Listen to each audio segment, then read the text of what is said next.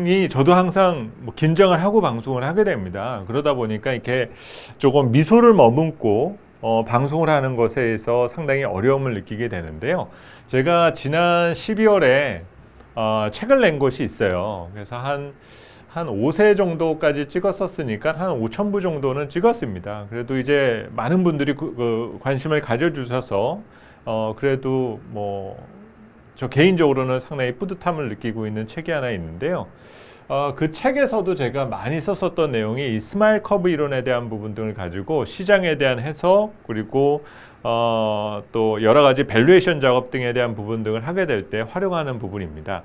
흔히 스마일 커브라고 하게 되면 두 가지로 나눠지게 되는데요. 달러에 대한 가치 평가를 설명하는 데서 활용되는 스마일 커브 이론이 있고, 또 다른 내용 중에 하나는 대만 에이셔의 창립자인 스탠 씨가 어떤 밸류 체인에 대한 변화를 가지고 설명을 했었던 스마일 커브 이론, 요 두 가지가 있습니다. 뭐 스탠 씨의 스마일 커브 이론은 여러분들이 최근 무형자산에 대한 가치 평가 이런 내용들을 많이 접하실 때 여러분들이 습득하셨었던 내용이 될 거다라고 생각을 하고요. 조금 미소를 조금 띄워보자라는 입장에서 제가 조금 전에 제 책도 그래도 한 5천 부는 팔렸었거든요. 저는 이제 때가 좋아서 잘 팔리겠다라고 생각을 했는데, 그 출판사에서 제가 작년 12월 달에 그 책이 나갔었고 1월 달에 나온 책이 있었습니다. 바로 그 1월 달에 나온 책이 지난해와 올해 초 불후의 역작이라고 볼 수 있는 그 염승환 사장님, 지금 이제 염승환 이사님이시죠. 그분의 책이 제가 했었던 출판사에서 나왔어요. 그래갖고 제 책이 바로 이렇게 묻혀버렸던 그런 우픈 기억이 있습니다. 아무튼 그거는 이제 한번 여러분들에게 한번 이제 그런 상황이 있었다는 얘기만 말씀을 드리려고 한 거고요. 스마일 커브 이론에 대한 부분 이제 설명을 드리도록 할게요. 자, 달러에 대한 그 가치 평가를 내릴 때 우리가 스마일이라고 하게 되면은 스마일의 모습이 이렇게 그려지지 않습니까? 자, 그러면 이 스마일의 모습에 대한 가치 평가를 우리가 이거를 이제 달러의 가치라고 가정을 할 때 이 종축을 이제 뭐 가격이라고 얘기해도 상관은 없고요. 아니면 밸류라고 해도 상관은 없습니다. 그냥 가격, 가치, 여기는 그냥 비슷하게 같은 용어라고 해보면 될 것 같고, 이 횡축으로 표현된 부분을 리스크, 위험이라고 이제 가정을 해보자라는 거죠. 그러면 위험에 반응하는 이 달러의 가치 변화가 어떻게 이동을 하게 되느냐, 이것을 이제 설명을 하게 되는데, 달러라는 통화는 상당히 신기한 통화다라는 거죠. 그래서 이 전 세계를 지배하는 기초 통화로서 이 달러가 가지고 있는 특성을 살펴보게 되면은, 리스크가 커지게 되면 안전자산이라는 의미로 인해서 달러의 가치가 올라가는 현상이 나타나게 되고, 이와 반대로 세계 경제가 평화롭고 미국 경제가 잘 나가면, 그래서 리스크가 줄어들면 그래도 달러의 가치는 올라가는 특성을 갖게 됩니다. 그래서 우리는 이 사이에 우리가 어디에 위치했느냐를 판단하는 것이 중요하다라고 볼 수가 있는데, 지금 이제 만약 리스크가 커지는 상황이기 때문에 달러가 지금 가치가 올라가는 거다라고 하게 되면은 위험자산, 주식시장 등과 같은 환경은 조심하는 것이 맞겠죠. 그러면 이 상황에 위험자산의 가격은 거품에 가까울 수 있다라고 우리가 봐야 되는 부분일 거고, 이 기조가 앞으로도 계속된다라고 하게 된다면 우리는 주식에 대한 투자 비중을 축소시키는 것이 올바른 선택이 될 수 있을 겁니다. 그러면서 동시에 차라리 미국에 대한 관심을 조금 더 키워나가는 부분 등이 필요하다고 볼 수가 있겠죠.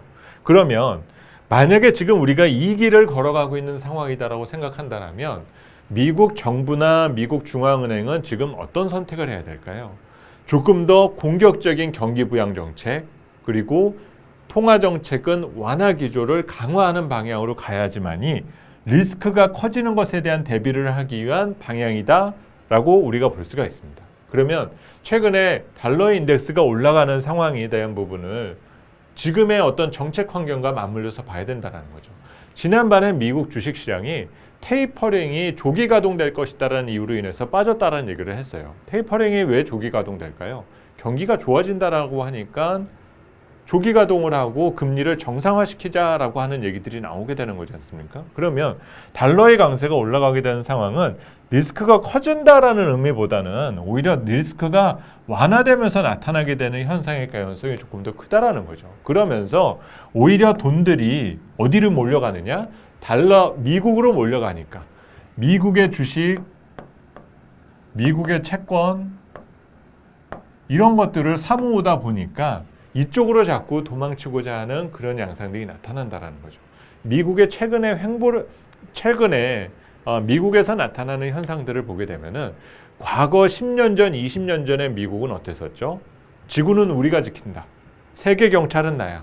라고 하면서 전 세계에 일어나는 모든 일들을 관여하려 하는 현상들을 보여줘 왔었는데 최근에 중동 지역에서 벌어졌었던 상황 등이 상당히 시사하는 바가 큰다라는 부분이 이제 우리는 자국의 이익이 되지 않는 내용에 대해서 지나치게 관여할 필요는 없을 것 같아.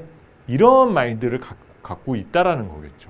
그리고 예전처럼 미국이라는 나라가 에너지 독립이 가능해지게 되는 상황이 펼쳐지게 되니까는 중동 지역 내의 어떤 그 지역적인 중요도가 예전과 비교해 봤을 땐 극히 떨어져 간다는 점을 지적할 수가 있다는 겁니다. 그래서 우리가 이 이론에서 우리가 점검을 하려고 하는 부분은 최근에 달러가 올라가고 우리 환율이 상당히 불안정해지니까 우리한테 꼭 뭔가 찜찜한 무언가가 있는 것은 아닌가?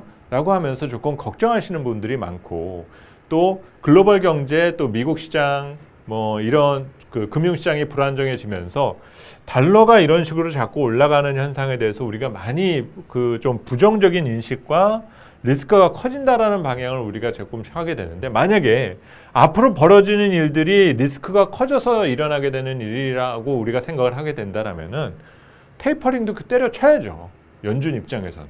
그리고 델타 변이나 지금 이런 감염 재확산에 대한 문제가 셧다운을 재발시키고 실물 경제를 다시금 침체 쪽으로 이중 침체 쪽으로 몰아가게 되는 현상이 나타나게 된다라고 하게 되면은 지금 논의되고 있는 이 어떤 정책 정상화 내지는 정책의 어떤 복귀 과정 이런 것들이 무용지물이라는 얘기가 되는 내용입니다. 그래서 우리는 생각보다 상당히 느린 속도로 이 방향을 향해서 지금 가고자 하는 흐름을 보여주고 있는데 우리가 거기에 있어서 너무 많은 의미를 담을 필요가 없고 뭐 아니면 도식에 대한 이 무자르듯이 그런 극단적인 해석과 결론을 내릴 필요까지는 없다라는 부분입니다. 그래서 이 내용을 가지고 여러분들이 써먹을 수 있는 내용들이 상당히 많거든요. 그리고 이걸 활용을 해서 우리 국내 주식시장에서의 어떤 절호의 투자 타이밍 이런 것을 찾는 것이 상당히 여러 군데에서 이제 빈번하게 나타날 수가 있습니다.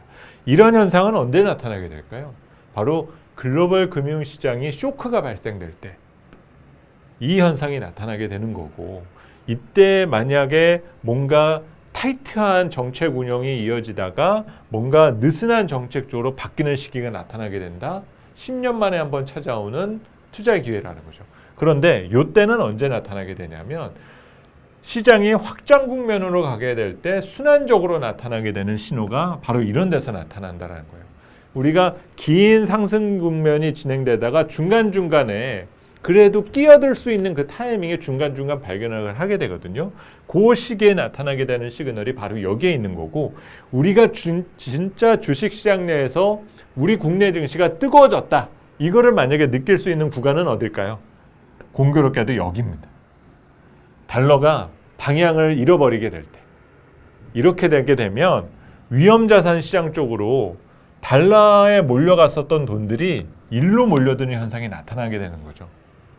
이게 바로 지난 10년 전 2004년부터 2007년에 있었었던 바로 빅사이클의 현상이었습니다. 달러의 약세 시대에 비달러 표시 자산에 대한 투자를 과감하게 하자. 이럴 때는 유가도 폭등하고 구리 가격 폭등하고 신흥국 주식이 폭등하는 현상이 나타나게 된다는 거죠. 근데 아직까지 이 방향을 못 잡았기 때문에 그리고 돈들이 그렇게 그 일로 빠져가는 것들을 싫어하니까 누가? 미국이. 그 현상 때문에 지금 시장이 계속적으로 이런 혼재 양상을 보인다라고 생각해 볼 수가 있습니다.